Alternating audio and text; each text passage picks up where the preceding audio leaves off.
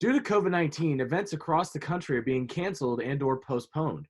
This is no exception for high school athletics. Zachary Nienaber has the story on how coronavirus has impacted high school athletes. Ordinarily at this time of year, spring sports would be in full swing across the country.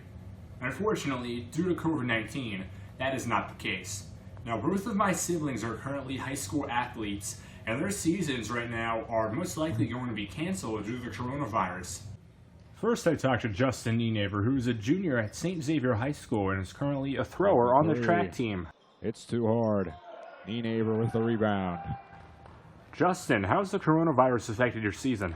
Well, currently we haven't been able to have a practice since mid-March, and that's really hard for throwing specifically, as is you're not really able to practice throwing at home due to the risk of breaking things and a lack of facilities. But I've been trying to condition at home for this, but at the current moment, I'm upset that it looks like our season may not be happening.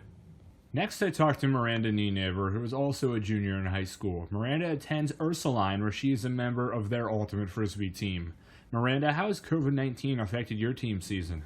Well, our tournament was ultimately canceled, but since I'm still allowed to go to parks and stuff, I can still practice throwing. So I think overall my ultimate frisbee skills have actually improved, but I'm still upset that our tournament and season was canceled. As of April 16th, there is still a possibility of an abbreviated sports season happening, but if the school year is canceled through the end of the academic year, a sports season will not occur. Reporting for BuckeyeTV News, I'm Zachary Nienaber.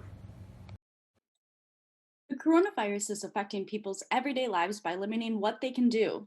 Let's see how the adjustments to these changes are going. Lauren Croft has a story.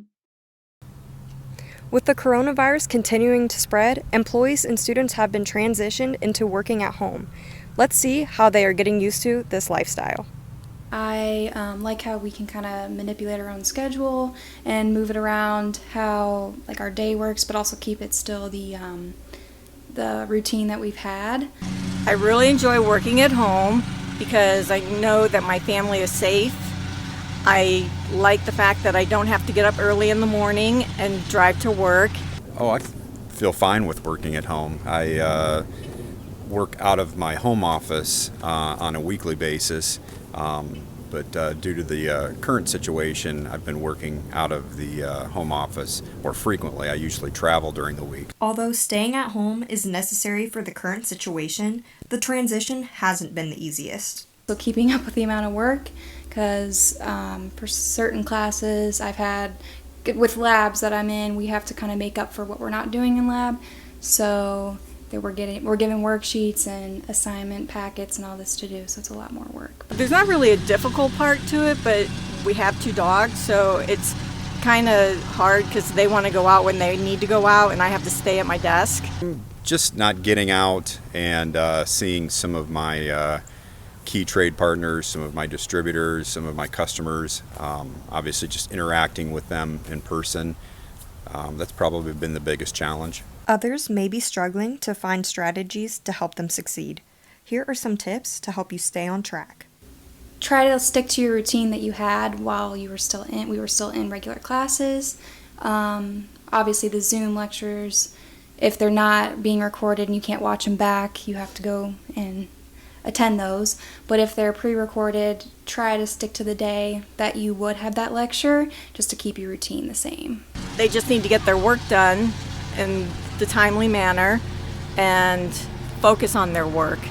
That's what would be my suggestion. Well, I think it's an opportunity to connect with your customers by phone and through email, also through Skype, or other digital ways to connect with some of your customers while you're working at home.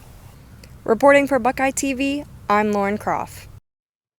Coronavirus has most people locked indoors. However, Ohio's farmers are playing a vital part in getting food to the table.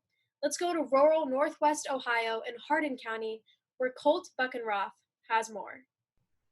Agriculture has been deemed an essential industry across Ohio and across the country as a vital piece of our nation's food chain supply system. We head to the farm today to learn more. Farmers are complying with the stay-at-home order. They still have to do their jobs. Animals still need taken care of. They need fed multiple times a day. We clean the stalls here at the farm and exercise the horses just like we would any other time. Taking care of a farm full of horses is no part-time job. Horses eat twice a day, and they eat in the morning, usually between 6:30 and 7 o'clock. So I'm out early and I feed, I clean stalls at that time, wash out water buckets, fill water buckets, and then mid-morning I go back out and check my animals. Some horses go out in the pasture at that time. I pick out stalls again. And in the afternoon for supper time, that all starts all over again. I feed around 4:30, 5 o'clock in the afternoon, clean stalls again, and then I go back to the barn before I go to bed, make sure everybody is happy, healthy, and content for the night. COVID-19 and technology are providing a unique opportunity for farmers to do outreach to folks that otherwise wouldn't be on the farm. I have a miniature horse, Ollie. He's 27 inches tall. And what I generally do in the springtime is take him to schools. We have an anti-bullying program that we do together, and Ollie visits the schools, and we have a story and a message for the kids. And since we can't do that right now, we are doing a story time with Ollie, and I publish those on his Facebook page so that kids can tune in and still get to see Ollie, still hear a story, send a message that way. Reporting from the farm for Buckeye TV, I'm Colt Buckenroth. COVID-19 has certainly put a damper on business all across the country. Is there a light at the end of the tunnel? We're throwing it over to Nick Jenkins live with more. So Nick, how's it going out there? It's going well, Curtis. I caught up with some small business owners from Oak Hill, Ohio this week to hear how COVID-19 and government actions are affecting them. In the wake of COVID-19, some small business owners are experiencing some huge financial pressures. I caught up with small business owners Gary and Brenda Lunsford of Gary's Body Shop in Oak Hill, Ohio today to hear more. We moved here in May of 1971. Gary's always been in the body shop business since you were what, probably 14. It's going to help. I applied for the loan. The first day it was available. It will be able to help us keep our employees. We only have, of course, it's my son, my husband, and myself, and then we have 2 employees, and it will be able to, for us to help them keep working and keep our business open. It's just it's a time that no one's ever experienced before. You want to keep your employees safe. You want to keep your customers safe. It's really a challenge in a small town where everyone knows everyone, and we're a family business, family oriented. Why friends just kind of drop by to say hi and see what's going on. They just kind of walk into the shop. We put signs up. They seem to not pay attention to them really well. It's really a challenge when you're a small business to not hurt your friends' feelings, because it is such a close-knit neighborhood. So we're having to deal with that, but we're trying to keep things clean, wipe people's cars down when they come in and before they get them back and all that stuff. It's just a challenging time right now. When I found out that we were one of the so-called essential businesses that were allowed to stay open, I thought, well, that's great. That because so many businesses have had to close down and people don't have jobs. I think the loan application, and the relief thing was a good idea. We're just a country that seems to rise to the occasion. So it seems in the short term that these payroll loans are working out great for small businesses. We'll have to wait a little bit longer to see the final results. Reporting for Buckeye TV, I'm Nick Jenkins. In the next few weeks, many Americans will receive relief money from the government. Will Stiles with the story. On March 27th, Donald Trump signed into law a $2 trillion stimulus package that will focus on putting money straight into the hands of Americans. Due to the COVID-19 outbreak, many Americans have been left with reduced or no wage whatsoever. And this stimulus package aims to help keep those people afloat and help boost the economy.